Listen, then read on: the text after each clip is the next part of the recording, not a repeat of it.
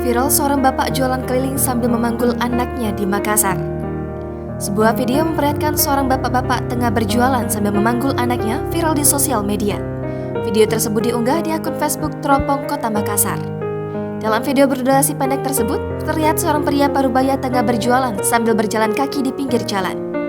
Dia menjajakan dagangannya dengan cara digantung di sebuah kayu yang dipanggulnya. Namun yang mencuri perhatian, pria tersebut juga memanggul anaknya.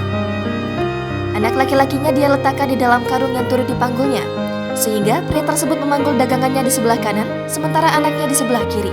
Meski berjualan dengan berjalan kaki, pria tersebut tampak dengan sabar memanggul anaknya. Sesekali dia juga memegang tali yang mengait di karung sang anak. Video tersebut diketahui berlokasi di Kota Makassar. Video ini pun sukses mencuri hati warganet. Tak sedikit yang langsung bersyukur usai melihat pengorbanan seorang ayah dalam video tersebut.